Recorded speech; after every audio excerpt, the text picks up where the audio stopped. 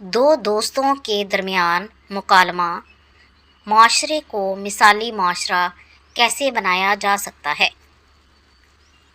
School کا trip چڑیا گھر جانے کے لیے روانہ ہوتا ہے۔ بس میں جگہ نہ ہونے کی وجہ سے علی اور عمر کے درمیان بحث ہونے لگی۔ علی: یہ میری جگہ ہے، پہلے میں یہاں بیٹھا تھا۔ عمر: اب میں یہاں بیٹھ گیا ہوں، اب یہ میری جگہ ہے۔ علی: اٹھو میری جگہ سے ورنہ میں تمہیں تھپڑ لگا دوں گا۔ عمر: ہاتھ تو لگاؤ مجھے، میں بتاتا ہوں تمہیں۔ احمد: تم دونوں کیوں لڑ رہے ہو؟ علی: تم میری جگہ پر بیٹھ جاؤ۔ عمر: احمد، تم نے اسے جگہ کیوں دی ہے؟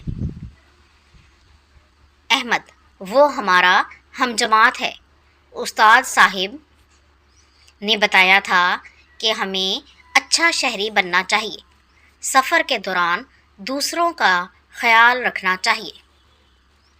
عمر: لیکن اس نے تو ہمارا خیال نہیں رکھا اور میری جگہ پر بیٹھ گیا۔ احمد: اس کی طبیعت ٹھیک نہیں ہے، اس لیے تم ہی اس کا خیال کر لو۔ علی: اوہو، آئندہ میں بھی سب کا خیال رکھوں گا۔ چڑیا گھر میں کھیل کے دوران علی: واہ، کتنے خوبصورت پھول ہیں، میں تو ان کو توڑوں گا۔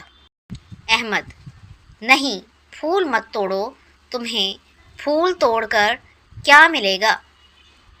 علی: میں اس کا گلدستہ بناؤں گا۔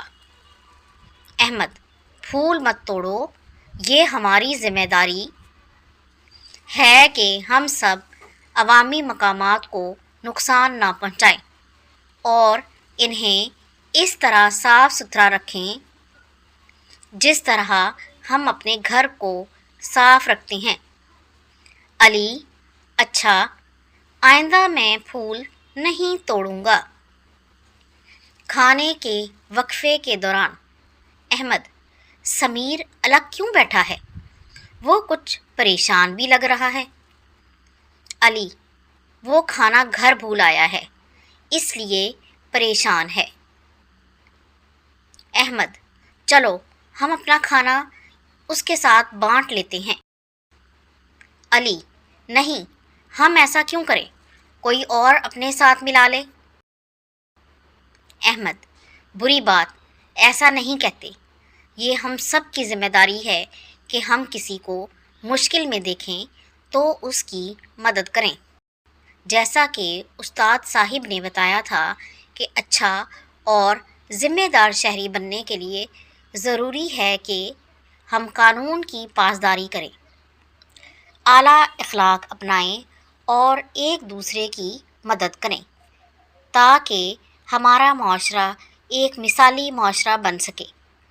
علی: واقعی تم نے بالکل ٹھیک کہا ہے، آئندہ میں استاد صاحب کی باتوں پر عمل کروں گا۔ آؤ سمیر کے ساتھ مل کر کھانا کھاتے ہیں۔ اگر آپ کو یہ ویڈیو پسند آئی ہے تو اسے لائک اور شیئر ضرور کر دیں اور اس طرح کی مزید ویڈیوز کو دیکھنے کے لیے میرے چینل کو سبسکرائب ضرور کر لیں۔ اگلی ویڈیو تک کے لیے اللہ حافظ۔